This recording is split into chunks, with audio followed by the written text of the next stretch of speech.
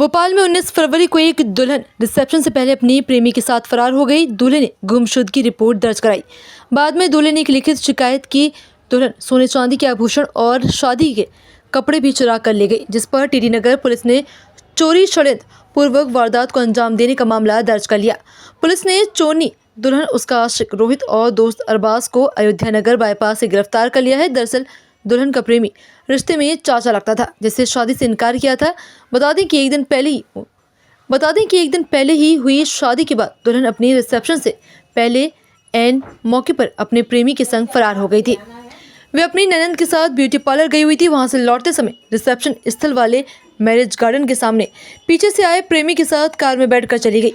भोपाल शहर में किसी फिल्म के दृश्य की तरह हुई इस घटना से मैरिज गार्डन में चल रहे रिसेप्शन में मौजूद सभी लोग अवाक रह गए।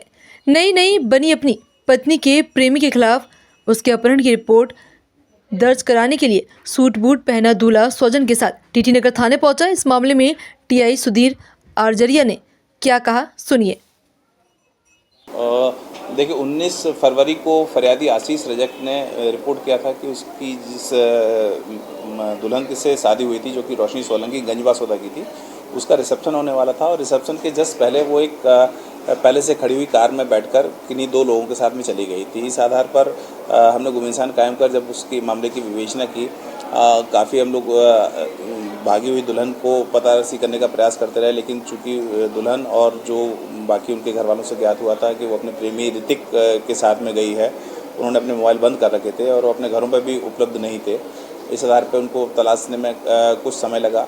इसी दौरान आशीष ने फिर से थाने को संपर्क किया और 2 दिन पूर्व हमको एक लिखित आवेदन देकर बताया कि रोशनी जो उसकी दुल्हन थी, वह सोने चांदी के कुछ जेवर, नया खरीदा हुआ लहंगा और अन्य कपड़े लेकर फरार हुई है। इस आधार पर उसमें चोरी का और आपराधिक षड्यंत्र का मुकदमा कायम कर पुलिस ने जब उसकी तलाश पुनः शुरू की, तो आज हमको ज्ञात हुआ कि ये तीनों लोग जो है स्विफ्ट गाड़ी के संबंध में पूरी जानकारी मिल चुकी थी। अयोध्या बाईपास के पास में गाड़ी देखी गई है। उस आधार पर जब दबिश दी तो तीनों आरोपी उसी स्विफ्ट गाड़ी में हमको दस्तयाब हुए। और जब हमने उनकी तलाशी ली और पूछताछ की तो उनसे जो तीनों आरोपीगण शादी के बाद आशीष रजक का जो गहना और सोने चांदी के जेवर, कपड़े वगैरह लेके गए थे, वह बरामद हुए उनसे। और तीनों आरोपियों को हमने गिरफ्तार किया है और माननीय न्यायालय पेश किया है, जहां से उनको जेल भेजा जा चुका है।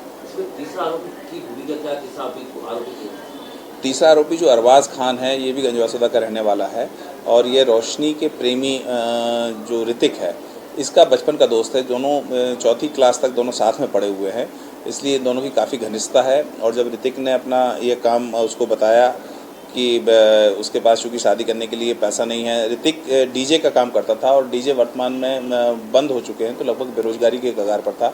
तब इन तीनों ने एक प्लान किया कि चूँकि शादी के लिए जेवरों की भी आवश्यकता होती है, कुछ खर्चे की आवश्यकता होती है, उस खर्चे की पूर्ति करने के लिए इन्होंने रोशनी को भी इसमें शामिल किया और ये प्लान किया है कि जहां उसके घर वाले चाहते हैं रोशनी के, वहां शादी कर ले और जो शादी में कुछ सोने चांदी के जेवर मिलेंगे उसको लेकर ये फरार हो जाए।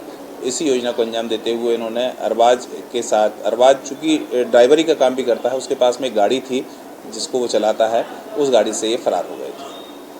इसमें क्या पहले से ही षड्यंत्र रचा गया था पूरी कहानी?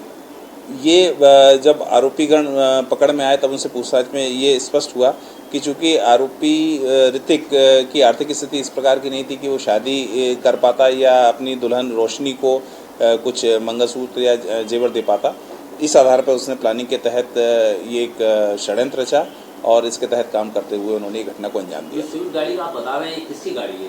स्विफ्ट गाड़ी गंजबासौदा के ही किसी ऑनर जो है उनकी गाड़ी ये चलाता था और ऑनर से झूठ बोलकर अरबाज की गाड़ी खराब हो गई है, यहाँ भोपाल लेकर आया था और उसी से ये लोग कुछ दिन तक फरार रहे। तो ऋतिक और जो रोशनी है महिला जो आरोपी है, इसमें क्या इनका कुछ संबंध, शादी हुई है?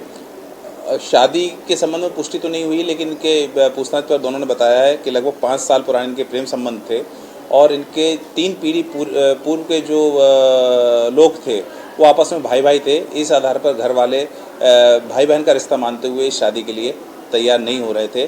तब इन लोगों ने मजबूरी में इस तरह से एक कदम उठाया और बीच में इनके दिमाग में एक आपराधिक घटना भी आ गई, जिसके तहत इन्होंने ये स्वर्ण चांदी के जेवर को चोरी कर लिया। इसमें जो ऋतिक और रोशनी है, इनके पारिवारिक की कोई भूमिका? रोशनी के परिवार वालों को ये तो जानकारी थी कि उसके प्रेम संबंध ऋतिक से हैं, लेकिन घटना करने के बाद में ये दोनों गंजबासौदा भी नहीं गए। ऋतिक का गंजबासौदा से दूर करीब 7-8 किलोमीटर दूर एक आउटर में खेत है, जहाँ पर ये दोनों वहाँ बने रहे और परिवारजनों से मिलने की पुष्टि नहीं हुई।